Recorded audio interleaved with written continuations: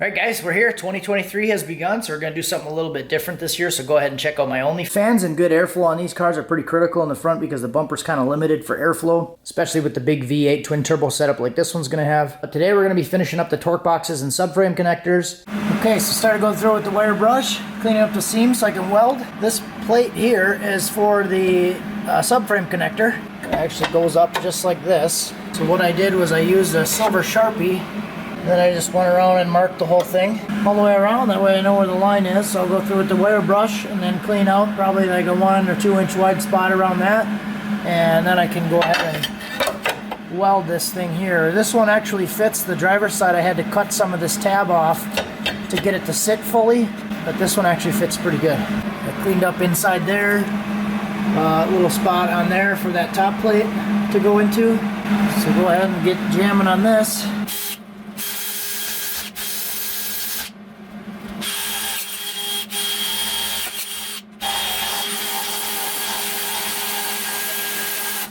Okay, so got this plate kind of tacked into place, welded up a couple beads. That one actually went on really well there.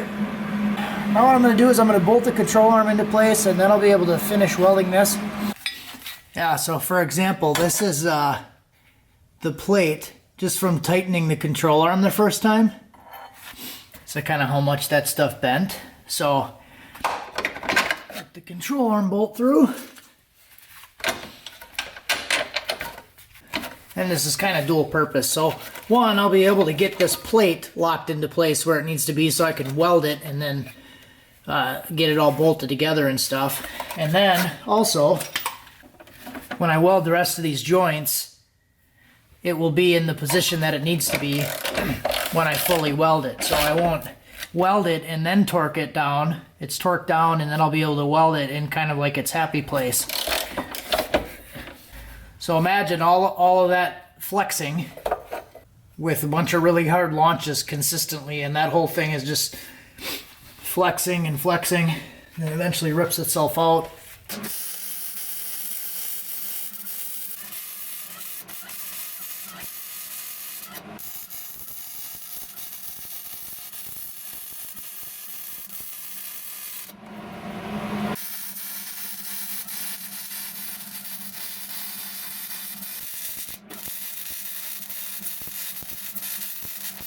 Alrighty, so I got the driver's side connector all welded in. Got the tabs all welded in. I also did weld on the ends of the pipe there.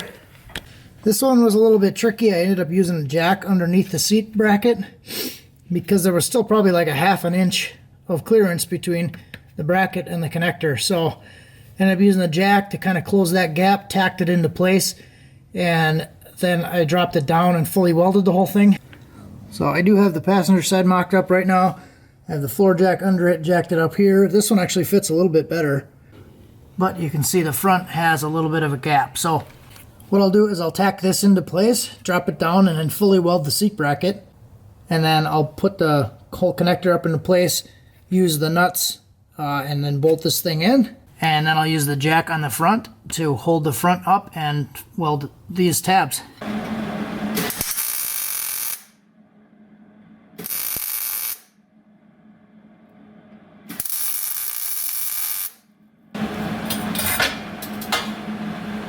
Alright, this one fits okay, so I don't have to use the jack on this one, but I'm just going to go ahead and tighten the nuts.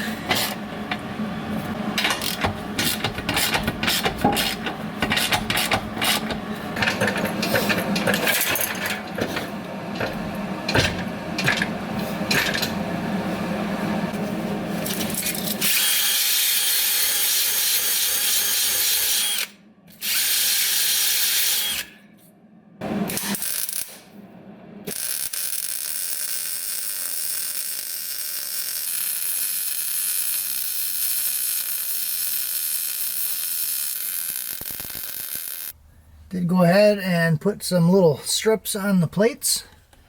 I did also weld those plates in. That was kind of hard to get to. I put a tack on each of the bolts so they don't spin. So now all I'm going to do is take the lower control arms back out and then I'll start to paint it. I got some primer and some paint for it. So what I'll probably do is throw a coat of the primer on and then start to edit the video, and then by the time I'm to the end of the editing, I should be able to come out and shoot the black.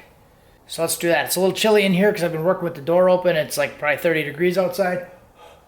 Alrighty, got a little coat of primer on here.